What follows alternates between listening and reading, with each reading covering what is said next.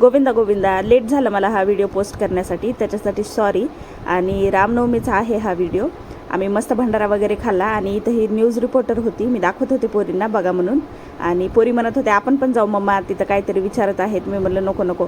मग रॅलीची वाट पाहत होतो आम्ही, पण रॅली काय आली नाही म्हणून आम्हीच ठरवलं रॅलीच्या जवळ जायचं.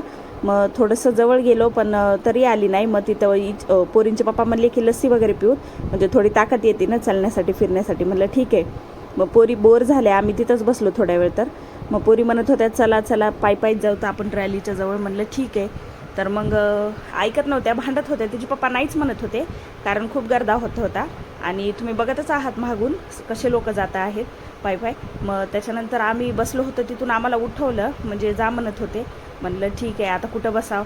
तर मग ठरवलं की जायचं म्हणून रॅलीतच आपण सामील व्हायचं, म्हणजे सहभागी व्हायचं.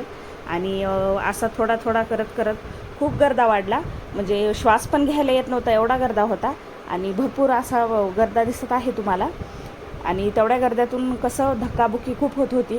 तर काही लोक म्हणले की बायकांनी मागत जा, समोर येऊ नका, लेडीज मागे व्हा. म्हणलं ठीक आहे, कसं पोरं धक्काबुक्कीत म्हणजे कोणाला काही लागन त्याच्यामुळं. आणि हे बघा राम लक्ष्मण सीता आहेत वाटतं. हे भरपूर अशा झाक्या होत्या तिथं. जसं जसं येत होतं म्हणजे शक्य होईल तसं मी तुम्हाला दाखवते आहे. आणि तुम्हाला दिसत आहे का नाही हे पण मला माहीत नाही, पण जमलं तसं करते आहे मी. आणि लाईटिंग वगैरे पण होती. खूप गरमी होती त्या दिवशी. आणि थोडं म्हणजे पाऊस येईल असं वाटत होतं. आणि सुरुवात पण झाली ती पावसाची थोडी. आणि हे रामलल्ला आहे ना, त्याचा हा म्हणजे फोटो वगैरे काय म्हणतात मूर्ती केली ती. आणि राम मंदिरचं पण झाकी केली ती तिथं. आणि छान होतं मस्त. आणि त्याच्यानंतर मग पुढे जसं जात होतं म्हणजे व्यवस्थित दिसत नव्हतं, कसं माझी हाईट पण कमी होत होती. आणि हे फ्रीडम फायटर्सच्या बाबतीत होतं, त्याला फाशी दिली ती आमच्यासमोर त्या माणसाला.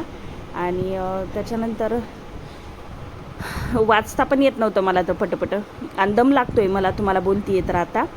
आणि मग नंतर पुढे जसं जात होतं तसं आम्ही मागं जात होतो. आणि ते गर्दा वाढत येत होता.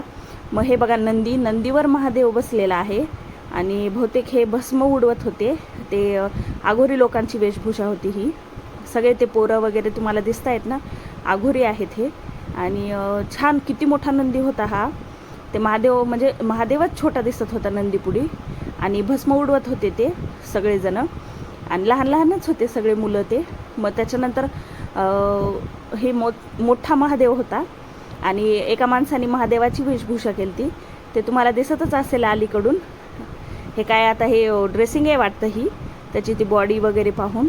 मग हे नंतर आले तर यांनी हनुमान चालिसा वगैरे सुरू केली. आम्ही थोड्या वेळ उभं राहिलो आणि लगेच निघायची तयारी. आणि निघालो घरी. बाय.